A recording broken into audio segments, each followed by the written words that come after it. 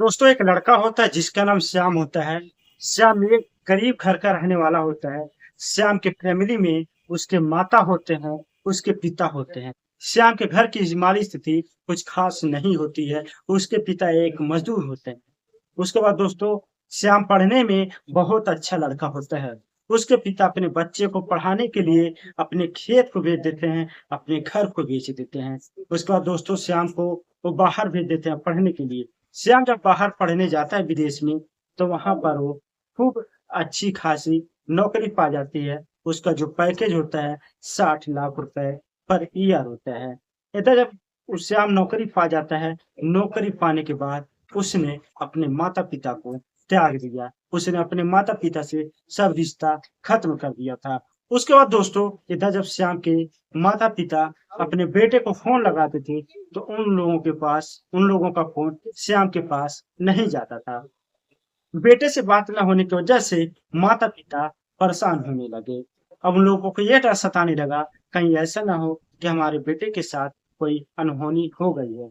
लेकिन दोस्तों ऐसा कुछ भी नहीं होता है। श्याम को जब नौकरी लग जाती है अच्छी खासी, तो उसके बाद वहीं वो विदेश में ही वो एक जो है हेलेन नाम के लड़की से शादी कर लेता है। जो विदेशी लड़की होती है, उसी के कंपनी में वो नौकरी करती है।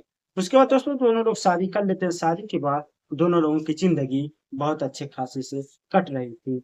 लेकिन जब श्याम को एक बच्चा पैदा हो जाता है, बच्चा पैदा होने के बाद उसकी जो पत्नी हेलिन होती है, वो किसी और के साथ अपना अफेयर शुरू कर देती है। जब श्याम को इस बात को पता चलता है, तो श्याम अपनी बीवी को समझाने की कोशिश करता है, बताने की कोशिश करता है, लेकिन उसकी पत्नी इस बात को नहीं समझती है। एक बात और आपको बता दें दोस्तों, जब उसकी पत्नी हेलिन अपने पति श्याम से पूछती है कि तुम्हारे परिवार में कौन-कौन है? तो श्याम अपने पत्नी से झूठ बोलता है कि मैं अनाथ हूँ, मेरे घर में कोई नहीं है, मेरे माता-पिता एक्सीडेंट में गुज़र गए हैं। तो उसकी पत्नी पूछती है जब तुम्हारे घर में कोई नहीं है, तो अब इतनी महँगी पढ़ाई कहाँ से कर रहे हो? तो उसके बाद श्याम झूठ बोलता है कि हमारे गाँव में जो प्रधान हैं, जो जमींदार हैं, वो एक एनजीओ चलाते हैं, एनजीओ के थ्रू वो मेरा फीस भरते हैं। जिसको दोस्तों अपने पत्नी को गुमराह कर रहा था। अब उसकी पत्नी को जब ये बात पता चल जाती है, तो उसकी पत्नी अपने जो पति से बदला लेने की कोशिश करने लगती है।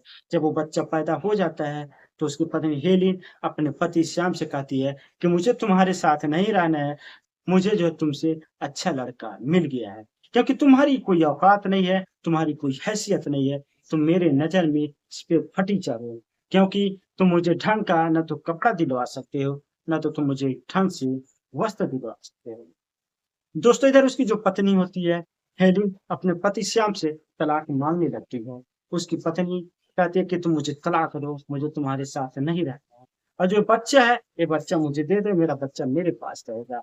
तो जो श्याम होता है अपने पत्नी को कहता है कि नहीं, मैं तुम्हें हर हाल में तलाक नहीं दूंगा। उसकी पत्नी कहती है अगर तुम मुझे तलाक नहीं दिए, तो हम तुम्हारे ऊपर दहेज का केस ठोकूंगी, जिसके बाद तुम्हारी जिंदगी झंड हो जाएगी, जहन्नुम हो जाएगी।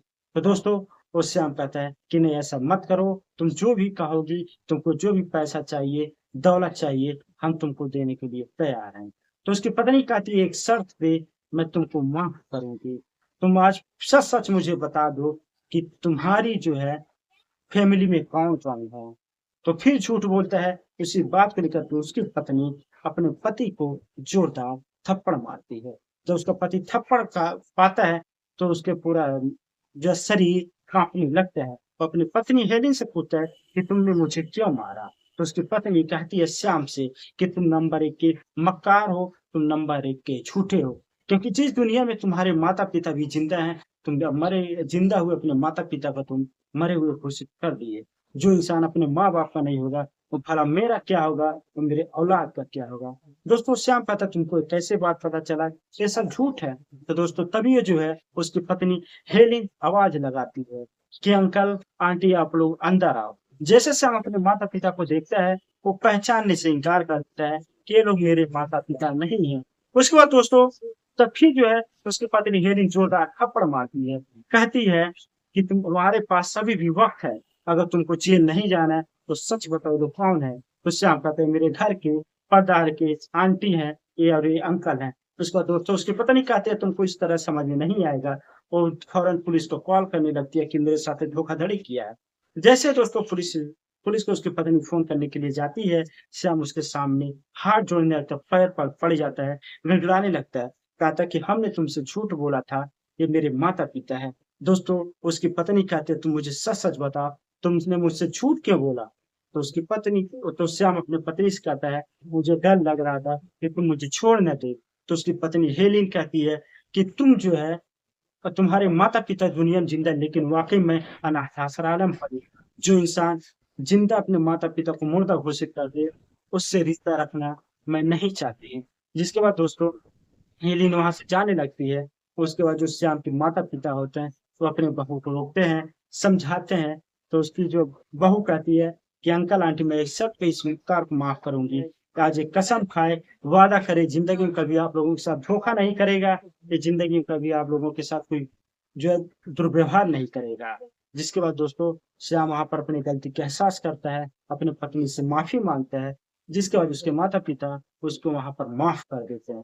दोस्तों, और फिर उसके बाद दोनों लोग पति-पत्नी और उसके जो श्याम के माता-पिता होते हैं, चारों लोग मिल-जुल करके खुशी-खुशी वहीं पर लंदन में ही अपना जीवन बिताना शुरू कर देते हैं। तो दोस्तों, जो मेरा कहानी सुनाने का उद्देश्य था, किसी का दिल दुखाना नहीं, किसी को तकलीफ पहुँचाना नहीं। मेरा सिर्फ़ एक ही उद्देश्य था कि जो इंसान अपने माँ-बाप का नहीं होगा, वो दुनिया में किसी का नहीं होगा। इसलिए दोस्तों, आप लोग इस वीडियो को खूब दबाकर शेयर करें और अगर मेरे वीडियो आपको पसंद आया हो, तो एक प्यारा सा लाइक, कमेंट ज़रूर करें और इस चैनल को सब्सक्राइब ज़रूर करें। जय हिंद, जय भारत।